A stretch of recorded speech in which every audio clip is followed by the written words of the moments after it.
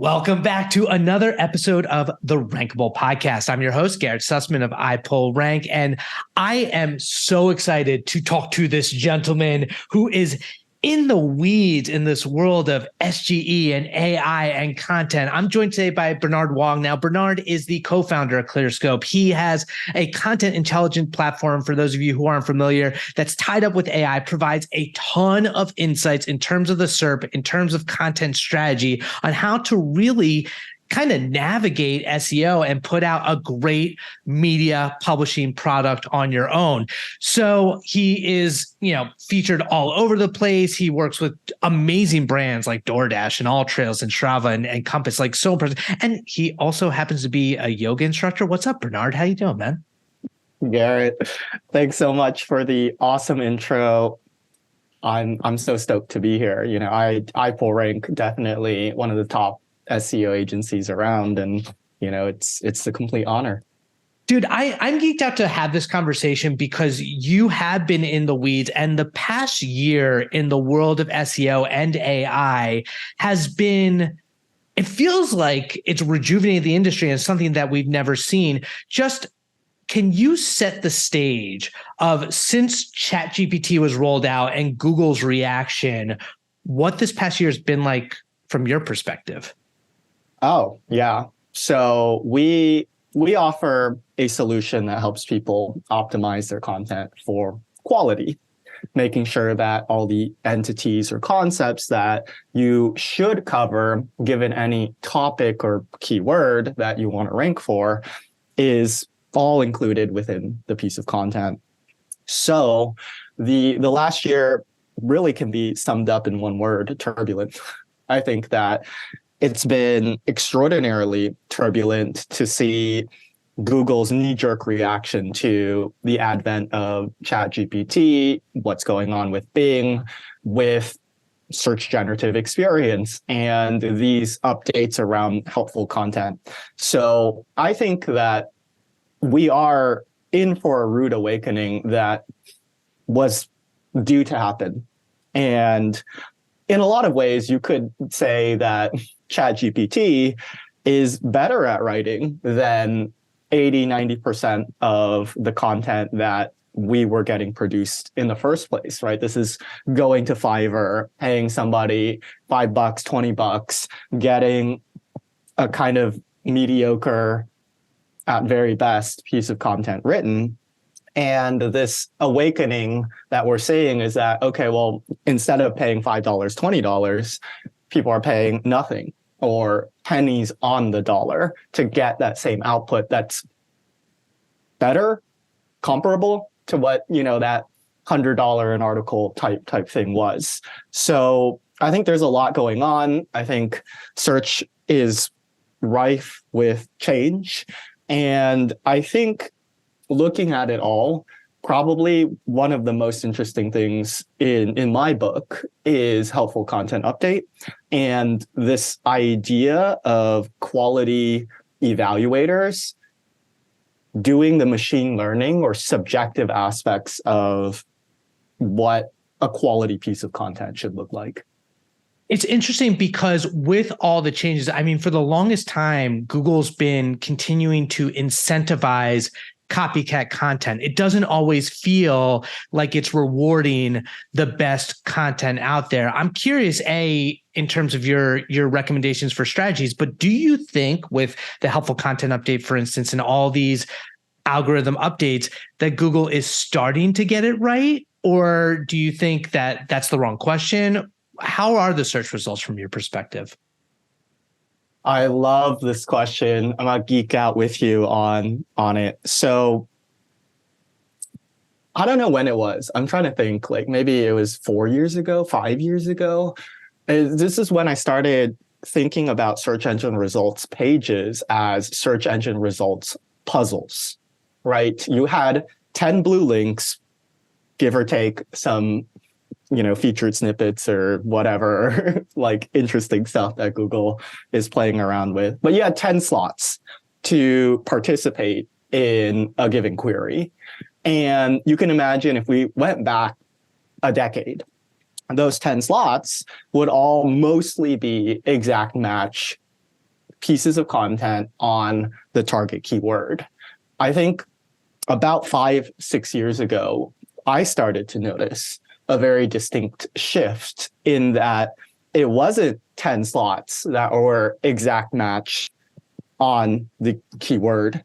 They were more like relevant subtopics. And, I think the easiest way to think about that was sort of like the people also ask or, related searches, right? They would oftentimes be, 1 or 2 or 3 results where it was that subsequent search that the user was most likely to perform that was graduating into this search engine results puzzle. I think in today's day and age, that's more true than it's ever been. However, there's a lot of different factors at play. And the theory that I'm recommending or subscribing to is what I call SERP similarity.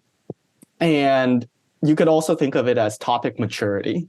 So topic maturity or SERP similarity would refer to this idea that more or less everybody that is contributing to the topic from a content perspective agrees that the X is X, like more or less, right? We all are in accordance that this content is true, it's relevant, it's helpful, and in very extreme cases of high confidence similarity, we'll call these lyrics, right? I mean, lyrics are lyrics. You can't, everybody agrees they're the same, right? And, grammar sites, right? How you use an N dash versus an M dash is all mostly all the same as well, right? I think of those as high confidence similarity searches. So in those particular veins, the copycat type content, which is to say, how can we do this, better, add a little bit more?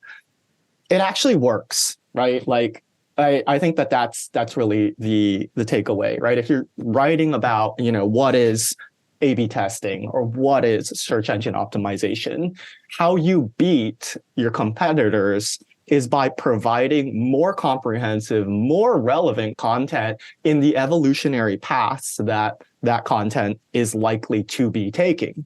The good example within search engine optimization would be if you talked about what is SEO, you got to talk about AI, GPT, LLMs.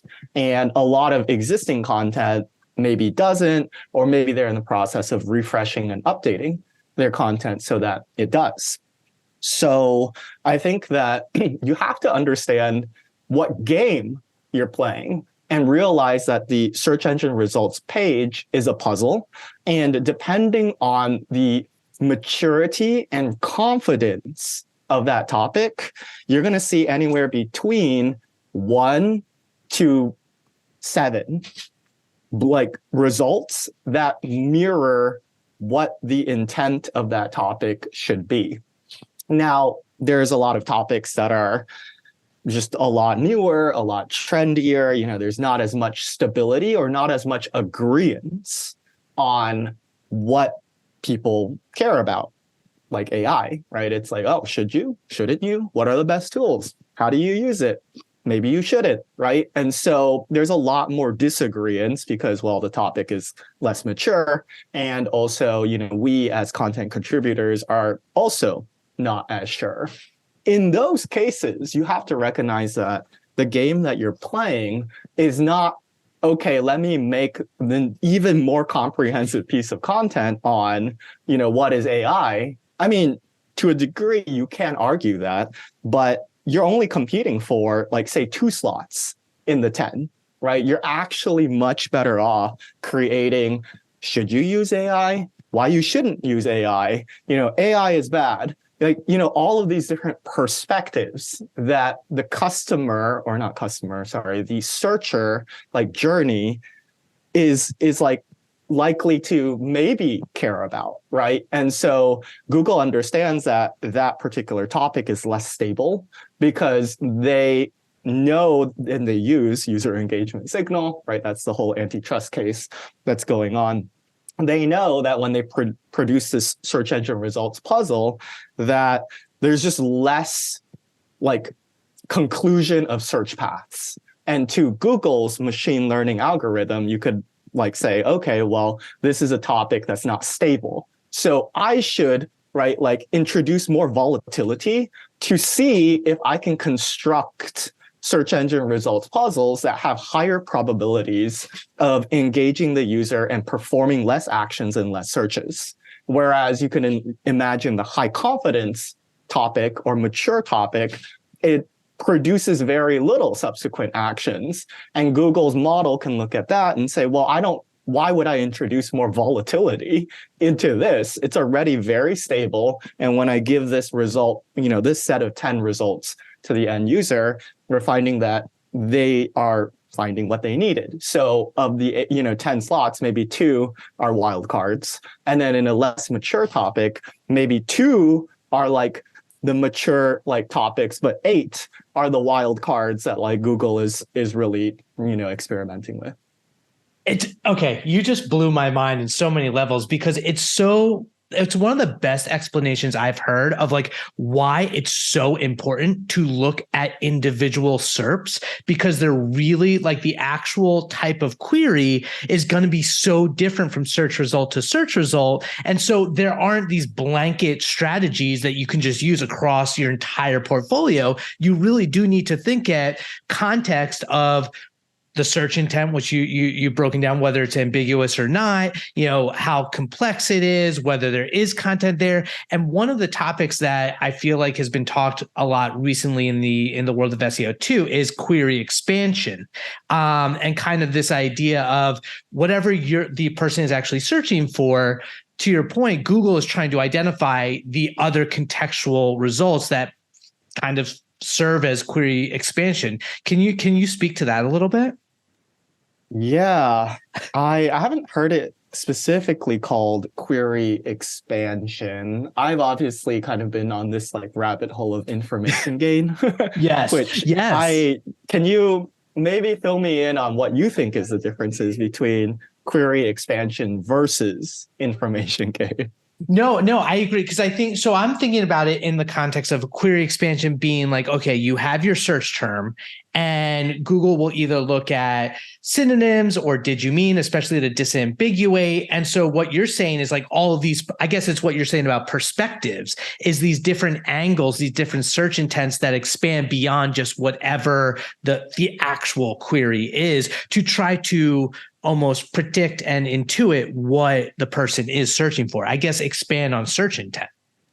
Okay. Yeah. I think both are at play, and both I gave a talk about this recently. Cool. And essentially my hypothesis, if you will, was that high confidence similarity SERPs, the way to beat those is by providing more information gain. And for those of you that are listening to this podcast, information gain refers to this idea that Google has a knowledge graph, which in a simple way of understanding it is a database of concepts that are related to one another. And, more specifically, if we were to link this to SEO in this conversation that we're having, we would say that SEO is, say, at the center of this knowledge graph. And one distance away from SEO, we would say, is quality content and technical SEO and backlinks. And one distance away from, say, quality content is this idea of, like internal linking or, page cleanliness or, needs met or something like that. And then one distance away from that is, so on and so forth. So this knowledge graph is then what Google has for every topic and every subtopic and query available. And information gain refers to this idea that, well, topics, unless they're facts or history or, like those kinds of things, they're likely to continue to evolve and ebb and flow. So within this discussion, we could then make the argument that SEO is now being closely paired with AI, which then includes GPT and LLMs. So if SEO was, 0 as being the root and quality content is 1 as being closely related, we can now say that, AI maybe a year ago was 10. But now it's closer to 3, right? Something like that, where the magnitude of the co-occurrence of these concepts, Google is understanding, is shifting closer and closer together.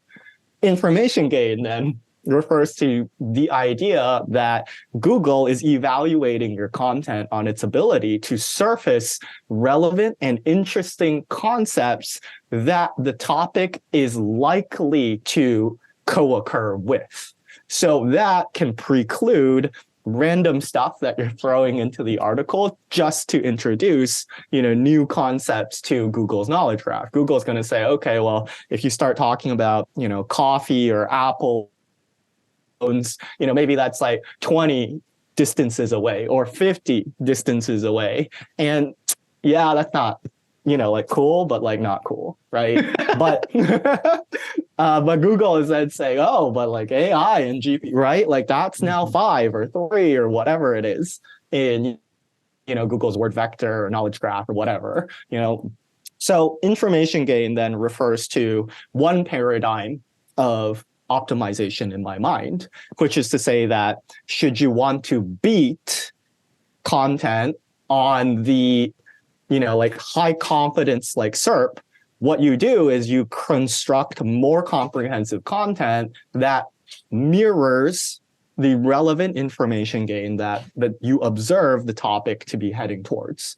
And in a lot of ways, you could think of it as, well, only a subject matter expert would really be able to call out that, AI is, becoming closely paired with SEO. Right. And that, 1 year ago, we produced a piece of content on should you use AI?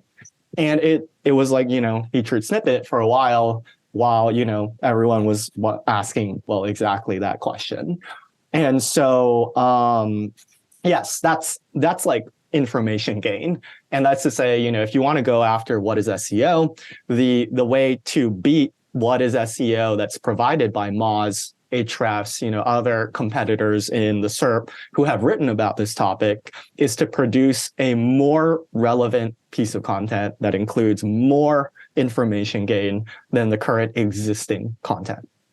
Now, yeah, go ahead. No. You just got my brain thinking about how it's interesting in the context of the recent updates and the helpful content update. One piece of that puzzle of what explaining why, for instance, Reddit and Quora has been doing so well in the search results is you're having all of this information, this new perspectives and experience and ideas from people showing up for these topics. It completely explains why all of a sudden we're seeing them skyrocket over the last few updates. Absolutely. So that's one piece of it. And the other piece is what you were saying around query diversification. And that's to say that, okay, well, yeah, within the context of search engine optimization, I might want to know, whether I should be doing SEO for my early stage company. And chances are, you really shouldn't because SEO takes a really long time and blah, blah, blah. But, then we write this piece of content to say, okay, somewhere, somebody is likely to care about this perspective. And this is back to subject matter expertise, but the more clairvoyance that you have, right, to say that, and I was saying, I think 5 years ago, I bet if I created this piece of content on keyword research is dead.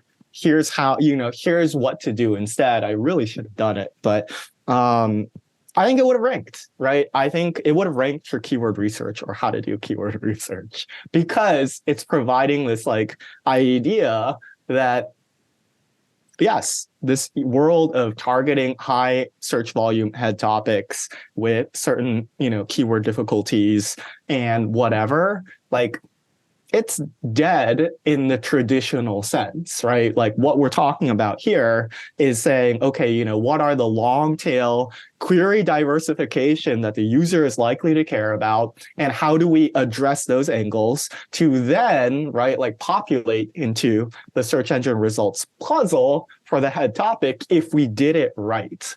So essentially, there's two components at play.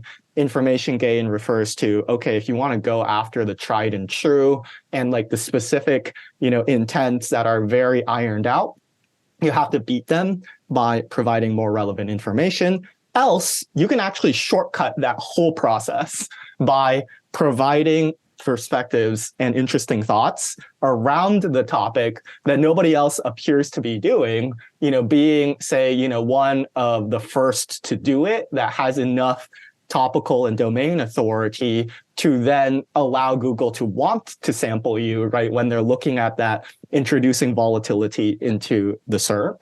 And then that allows you to break into, the SERP for a head topic in a completely roundabout way that works.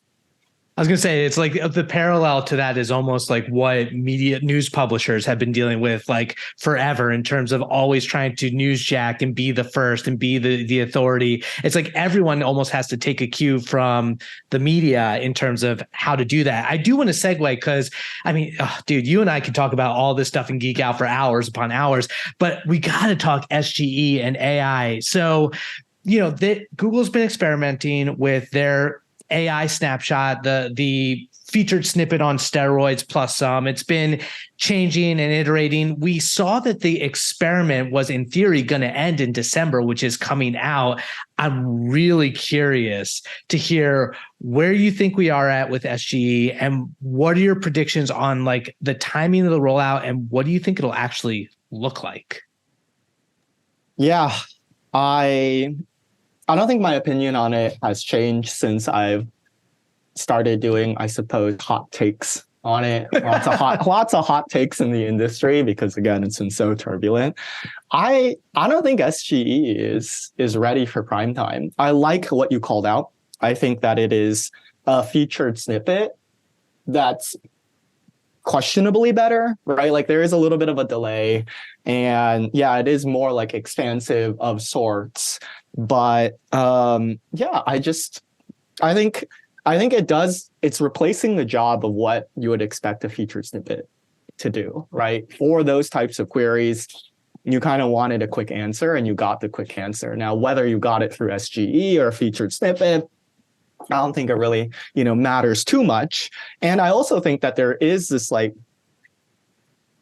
maybe I'm old, but I was like, there is this very important consideration of search, which is user selection, right? Like somebody clicking on a result is essentially like this vote of confidence that the user is giving to themselves on it's like, I am opting in, right, to receive information from this domain, right? It's like, if I see Forbes as number one, I might be like, I'm going to go to number two and click on that one because I don't trust Forbes, right? Something like that. And that optionality, I think, is a very important and not discussed aspect of what SGE is removing, right? Mm-hmm. And again, maybe it's because I'm older and I like to click on things because I was around since search was around. But I do think that that is a very important aspect of search that will always remain as a human. That's why we go to the grocery store and pick our apples, right? We want to see the apple and be like, yeah, that one looks good. And then, like whatever. So, yes, I'll say it again, but I think that like SGE should just be like in chat. I think that if they do roll it out, I think they should just have a separate tab, how there's videos, images. I think there should be something that just says like assistant or chat or something. And then users have to navigate to there to then have this solely chat experience, right? Where they're going back and forth. And I think Marie Haynes talks at length about this, where she keeps saying, oh, Bard, Bard, Bard. And I think that that's exactly the right way for Google to approach chat and generative experience, is that, if you want a chat experience, and chat has a lot of benefits, right? It retains its context. It's really great at first drafts. You can like revise and edit. You can have this like back and forth dialogue. It's really good at certain things like templates, first drafts, these kinds of things. And if that's what I want, then I should go to Bard or ChatGPT and do that. And I think that, search should remain search. And then you might then say, okay, but what does that mean for traffic, right? If a lot of people are going to Bard or ChatGPT instead of searching, and then is search traffic going to decline and decrease? And I mean, the answer is yes and no. In that, 10 years ago, we would Google weather, click on weather.com, and then see our local weather. Google said, wow, we should just capitalize on that. And then they launched their weather widget. And now we Google weather and like, cool, that's what the weather is. And then, all that traffic that used to go to all these different websites is now gone. And I think that, to tie this all back to the like information symmetry is right. That in highly symmetrical, highly confident information, right? That all looks more or less the same. That's all gone, right? Like if you thought you could capture traffic through a lyric website or by like recommending grammar stuff, like featured snippets are already, eating that. And a whole class of queries, I think around templates, itineraries, right? Like all of these things, they're all gone, right? Because they're just going to be cannibalized by chat. But this cannibalization of searches is nothing new. It's been happening all along. In essence, what's going to happen is that people are still going to want to search, because search, I think, is very native to how the internet works. They're just going to want different things. And so that's why I've been running around saying that, content strategy is the new SEO. Obviously, there's technical stuff, there's backlink stuff, but for the most part, modern CMSs handle all the technical stuff. And backlinks, will always remain core to how Google does a lot of things. And also in a lot of ways, I think play a role in this newer world of chat engine optimization, which we can definitely talk about as well. But yeah, I think that that's my take on this whole SGE thing. Well, it's a fascinating point that you bring up, is like to what extent will search be fragmented, and thinking about it, is it based on, to your point, like what people are searching for, the modal, search, whether it's like text or like, people search on YouTube for videos, or is it a demographic thing? Like, do you think younger generations are going to grow up in a world where search isn't, at least Google isn't their primary way of searching for things? And so then you kind of have to be everywhere, but in these different types of mechanisms for search. And right now, Bard is great, but it's not doing the best job at marketing itself compared to a ChatGPT or Claude or some of the other, ecosystems out there. Going big picture, what do you think that looks like in the next 2, 5, 10 years? Yeah. I think this whole voice assistant thing is really where I see a lot of this chat sort of thing graduate to. I think that, for us as millennials and, that kind of stuff, it's foreign to us. We don't really want to talk with our refrigerator. But I can see a world, right, where the Gen Z grows up and they're used to talking to Siri, and they're used to talking to, Google Assistant or their refrigerator. And then all of a sudden it makes sense to continue to talk to, the internet of things. So I think there's like some semblance of like, fragmentation that'll likely happen there. I also think that, this is why we're seeing the dramatic rise of influencer strategies, right? Is that, if it can be automated, it will be automated. And the automation of it cheapens the entire perception of it. So all of a sudden, like we're back to, the what's old is new and what's new is old, which is just to say that, people trust people, and, authenticity through video and, short form, like video just becomes way more authentic, right? It's trusted. Like, somebody actually sat down, produced, edited, clipped this thing. And I think that video and audio is where Google was 10, 15 years ago, right? Like 10, 15 years ago, publishing a piece of content to get index crawled and served by Google was a nightmare, right? You had to like push like this code and use a file transfer protocol in some cases. And, there was all this stuff, and, CMSs would get things wrong all the time. They were orphan pages, things would load really slowly. And that's why this whole field of technical SEO like became what it is. And I think that, now we produce a piece of content with one sentence, like, hey, write me an article. We publish a piece of content by clicking a button, and then we set up an entire website by clicking like, 5 buttons. So, the cost of entry is lower than it's ever been. And I do think that that's also why, the newer generation is leaning more towards influencers, right? TikTok, YouTube Shorts, their Instagram, they're leaning more towards, Reddit. Like they're also, kind of leaning more towards like really community like based things, which either happen in, private groups like Slack channels or Facebook groups, or even just group messages in like WhatsApp Messenger, iMessages, that kind of stuff. And I think that, that's all happening. I think all of that is at play, which means that, what's to become of actual, what we know as Google search. I think, there'll be a decline in search traffic across multiple industries, across multiple verticals. But in certain verticals, I think, you'll see maybe a rise, right? This is like the research stuff, the stuff where, you need concrete evidence-backed stuff.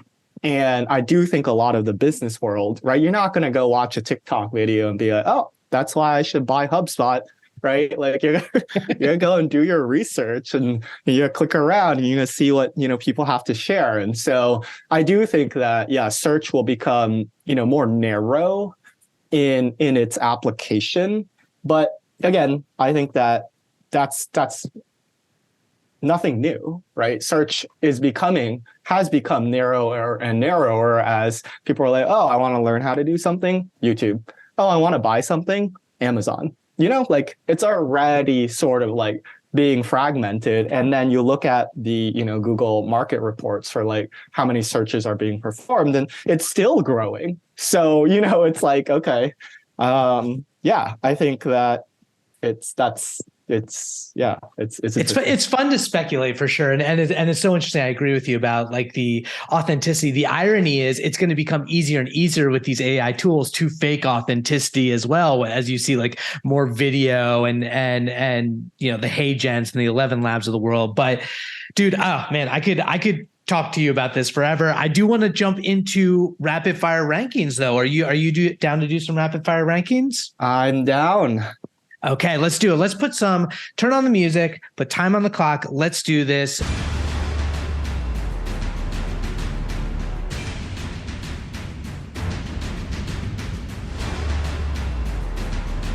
Bernard, rank your top 3 of something, anything that you love the most. Oh man, the top 3 of the things that I love the most. I love a good rare steak. Like that is definitely, top. I love sweating. So saunas, hot yoga, these are all, my cup of tea. And one more thing that I like absolutely love. I think we'll just leave it at those two. Those two are pretty good. That's a tough open-ended question. It's like too much choice out there. Okay, rank your number one best SEO or marketing win. Number one best SEO or marketing win. Oh man, okay. This has nothing to do with SEO and more to do with my early days as a growth hacker. And, back then I'd practice all the spectrums of hacking growth from very black to very white. But this is like the most epic story. So it was 2013 and I was in Austin working on a startup that was a marketplace for home-baked goods. There were some laws that were passed called cottage food laws that made it legal for people to bake from home and sell their baked goods commercially. So South by Southwest was, really in like full stride, 2013.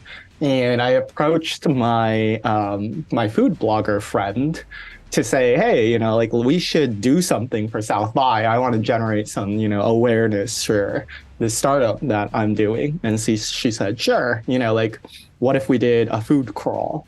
And so a food crawl is basically where, you get a group of people together and then you go hit up 5-6 different restaurants, sample, their best dishes, and everybody pays some amount of fee. And it's like this nice little like tasting thing that you can do in like downtown Austin. So we said, great, that sounds like a perfect idea. So we put up a event on Eventbrite, which was the like kind of the place that people posted South by like events at the time. And we called it Food Crawl at South by Southwest.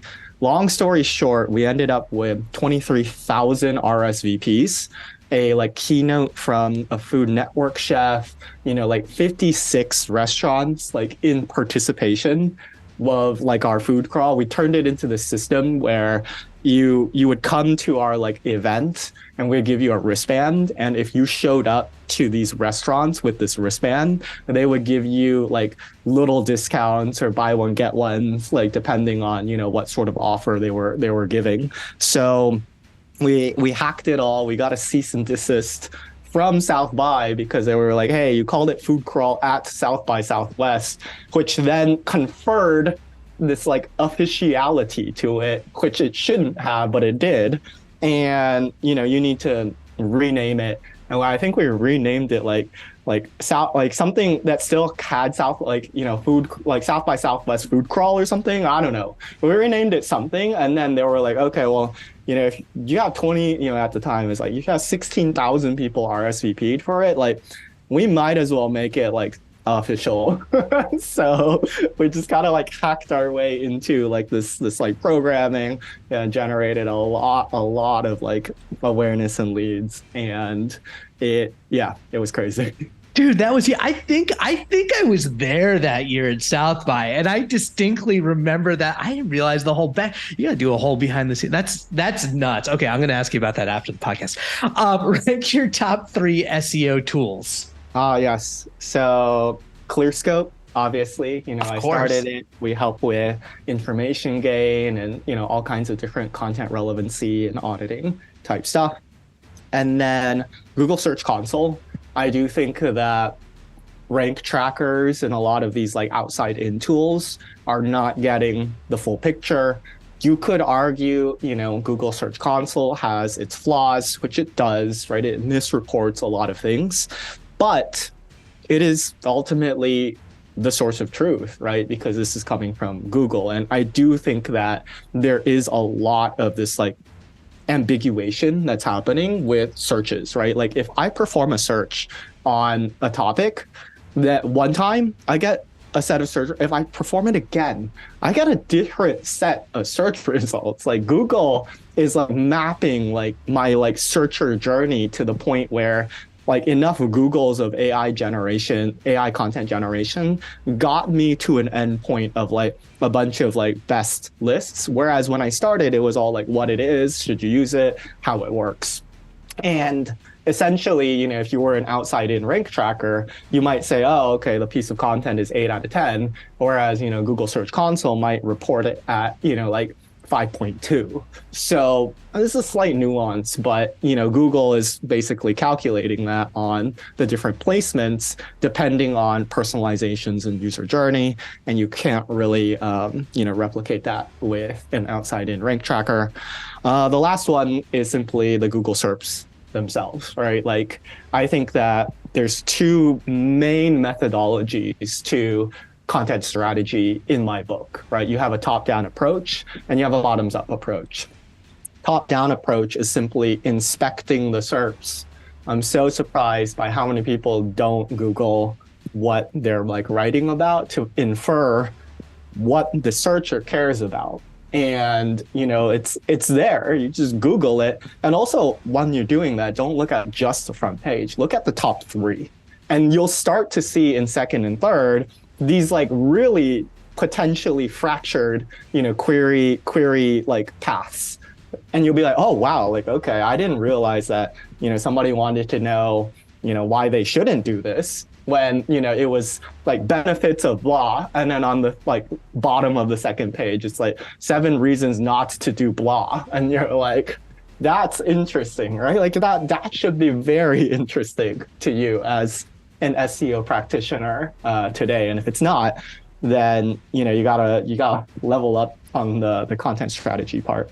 The bottoms up approach is the subject matter expert, right? That's you saying like, oh, okay, like there are these things that I don't see people talking about, and I want to talk about them because I think that these will become possibly at the forefront of people's thoughts in 3, 6, 9, 12 months. And again, you can sort of reverse engineer that a bit with like different frameworks and different modalities. And if you study enough SERPs across multiple different industries, as what tends to happen in, agency freelancer, you'll start to see patterns, right? That's the don't do, right? Like it's like, oh, okay, these are the new like patterns of like, what people are like succumbing to. But yes, those are the two. Or those are the 3 tools. No, they're great. And you're right. Like SEO is so much about pattern recognition. To your point about looking at the SERPs, the same thing now is like if you have access to SGE is to look at the results, because that's a kind of the way Google is creating their LLM generated version of based on the SERP is insightful as well. Okay, rank your best SEO trick or tactic. Rank my best SEO trick or tactic.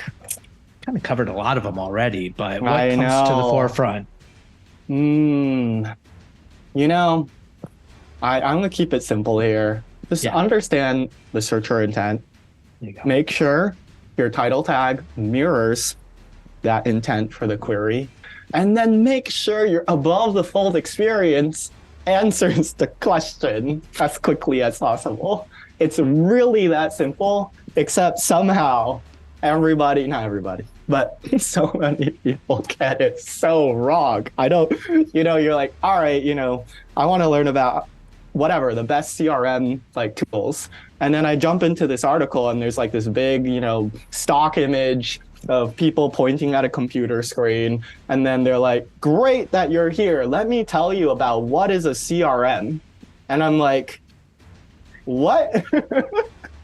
It's like the meme of recipes in the story. That's a great tactic. Okay, can you rank what you love most about SEO? Oh, yes.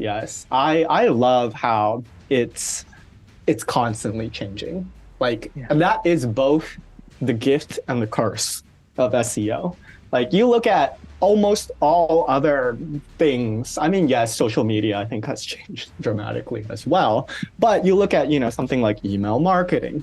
It's like, all right, email marketing 20 years ago is basically email marketing today, except, you got to be even more careful about spam because, everybody's abusing the crap out of email marketing these days. But yeah, search, it's like, 10 years ago, It was all like, hey, like private blog networks, build links, buy links, sponsor, target keywords, make sure the technical SEO checklist is and you're good. And today, right, it's like, okay, well, don't buy links because, that's not good. I mean, building links is almost like just it's like doing sales outreach, right? And then, we're here like debating the nuances of like, does this piece of content exemplify experience? Like, what the heck? Like, where, it's so fast changing, it's so evolving, which means that you get a lot of room to play, you got a lot of room to experiment, and winner is going to win. The downside though is obviously that if you don't keep up, you'll be left in the dust. And the other downside too is that it's zero sum, in that if I'm winning in my industry, it means that whoever else is in the industry is losing. And so it tends to be more walled garden. That is why SEO kind of happens in closed rooms, closed doors, private, exclusive, invite-only masterminds, right? Like, it's because people want to keep their secrets to themselves. And if you know, you don't say, and if you say, you don't know, pretty much. Yep. Exactly. I totally agree with everything you said there. Rank your best learning SEO resource. All right. Well, I'll give a shout out to Clearscope webinars. We host them twice a month, and we bring on the best and the brightest in the industry. So tune in there. And then, this podcast is fantastic, right? There's always so much interesting pulse on, what's going on in the industry. And then I'll go back to the community and influencer thing. There are certainly communities and influencers that you should follow, Lily Ray, Barry Schwartz, Cyrus, Kevin Indig. A lot of these folks also have newsletters, like Marie Haynes is also another great one to follow. Obviously, Mike King around all this AI SEO stuff. So I think that, yes, influencers, communities, they're everywhere. There's a lot of them. Just go in, start trading notes, and you'll end up in some weird corner of the SEO like world in like a private Slack connect with like 10 practitioners, and that's really where they're like the juice is. I agree. So those conversations, I mean, that selfish reason, that's a lot of the reason I do the podcast, is to have conversations with awesome people like yourself and in our industry, because there's so many kind, thoughtful, supportive, and brilliant people. Finally, last question, rank your number one cause or charity that you want to promote. Oh, yes. I think I put in women in tech SEO. Yes. I think, we have a fairly unbalanced industry of practitioners from, that. And obviously more diversity, more inclusion is all, what I'm about. So go check them out. Strong community of, lots of folks that love to geek out on SEO. Dude, Bernard, thank you so much for being my guest. This has been awesome. If someone wants to get in touch with you, what's the best way to get in touch? Yeah, I would have classically said Twitter or X, but God knows what's happening on that platform. LinkedIn appears to be where the party is at. Definitely, give me a follow or just connect with me. I connect with everybody in the SEO world. If you wanted, a little bit more in-depth stuff, you can shoot me an email. That's bernard@clearscope.io. However, my inbox these days is definitely, a crapshoot with all the email spam and everything that's going on. So I think LinkedIn would be the best place, but if you shot me an email, I would try to get back to you, even if it's just like, hey, like I'm really swamped or busy right now. There you go. Follow Bernard on LinkedIn. Thank you again for being my guest. This has been an awesome conversation. No, thanks for having me. Absolutely. My name is Garrett Sussman of iPullRank. This is the Rankable podcast. We'll take a break after the Thanksgiving holiday, but other than that, we will see you soon. Bye-bye.